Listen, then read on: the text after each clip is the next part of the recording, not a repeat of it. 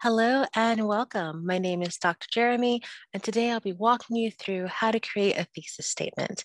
Our skill for today is drafting and supporting a claim, and our video objectives is to hopefully walk you through how you could help students create an evidence-based claim using the Thesis Statement Tool. So before we even begin with that, let's actually look at the tool itself. There are 6 steps to this tool, and each step builds upon each other. So our first step, we're going to frame the question itself. Hopefully a question exists already for the students, but if it doesn't, then they could actually create a question out of a statement as well. So for instance, if a question exists, they could rewrite it in their own words, or they could try to frame a statement into a question. The second step is, now that they have a question, to take a stand on it. And so they're going to start by answering the question and forming their initial claim. And then in step 3, they're going to now consider what evidence would help me answer this question. They're going to brainstorm it. And this is going to help them really get a feel for not only their answer, but how they can try to support it. And in step 4, we ask students to now group and categorize their evidence. So they have tons of evidence out there from step 3, but some of them can be merged together. Some of them might have patterns. And so this is to help the students start to see the patterns in their answers. And then now that we have our answer and we have the evidence to support it, we're going to pull everything together. We have a formula, and I'll talk about that when we get later on to the video, but there's a way to bring steps 2 and 4 together. And then it's never really done, because these were our rough steps together. Step 6 is to encourage students to revise and rework. And then with that, they're going to have a very complex and nuanced thesis statement.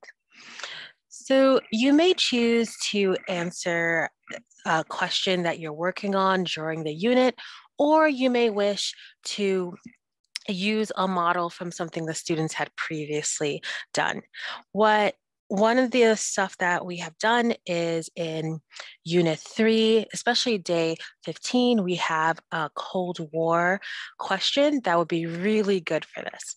So, and in that, we also have the Thesis Statement Adapted tool if you wish to look at that at TeachHub. And once again, if you want to look for the materials, Unit 3, day 15. And that one focused on the Cold War. And for that, we also have the goal of why we would use the thesis statement tool, but then also our equation that could help students try to figure out, well, how do I put things together, and how many things do I put together? Another perfect adaptation is breaking down the criteria that we are asking students to really work on when they're doing a thesis statement. Well, what are we looking for? What does the reader need to say that this is a strong thesis? You may wish to go over with the students that a thesis tells the reader how we're going to really interpret the significance of what we're about to read. And the thesis also tells us what to expect. It's our blueprint, is what sometimes we say, right? And another thing to really hone in the students is that it needs to answer the question, but it can't just be a yes or no answer. I think that's one of the big things that we need to work on to make things more complex. And this tool really will help us go beyond yes or no. And it's not just an opinion too. It's always backed up by evidence. And we're going to see in the steps that this tool helps us actually gather the evidence to make it not just an opinion, to make it more than just a yes or no. And one of the biggest things too is to stress that a thesis is something that should be disputable, that if someone should look at it and go, well, I think I have other evidence that supports that. And that's one of the things that this tool also helps students think about.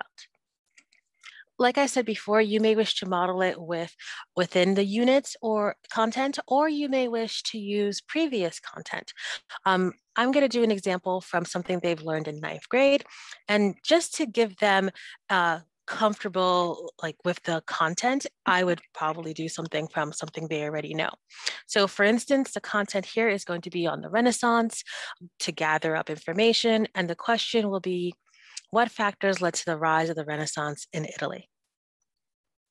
My sample response here, the Renaissance began in Italy first before spreading to larger Western Europe because Italy had the necessary combination of a wealthy elite to patronize art, cultural diffusion from the learning of Dar al-Islam, and competition between city-states that encourage innovation and accepted ideas.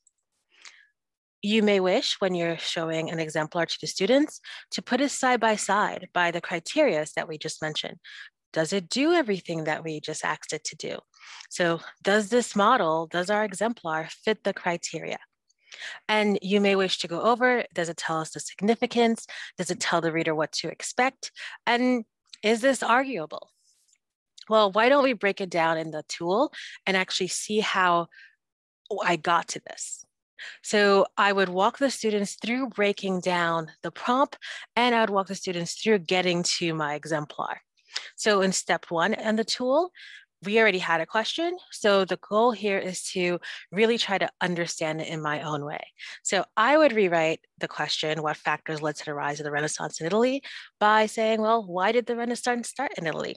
What are the origins of the Renaissance? And when I go to step two, I'm going to take a stand on it. I'm definitely going to say there are many reasons that Renaissance began in Italy first. That is first and foremost what I'm going to say, that there are several reasons for why it happened. Well, our next step is trying to figure out, well, what are those reasons? So in step three, we're trying to now think of, okay, what evidence do I know about the Renaissance? And this is another great reason for using prior content. The students could look at their notes and they could also go, oh, I know this. So they could help you build upon your evidence as well. So I wrote down a couple of evidence for why the Renaissance started in Italy first. And then if you look at my step four, I started to try to figure out, well, what evidence go together and how can I merge them together? And there's several other pieces of evidence that I could have used, and also several categories I could use. And this is a great thing to mention to students, that there's so many ways to go about it. There's no one right thesis. There's several ways to use content to make things work. And for instance, for this, we could have talked just about the Crusades or just about trading and the economy. The point is to focus on the evidence and categories which will form the basis of their response, which will support their claim the best. And for me in step four, I decided that looking at the wealthy elite and how they patronize art kind of go together here. So these were these two. Cultural diffusion from Dar Islam was very important because it brought back Greco-Roman culture and further advancements from the post-classical.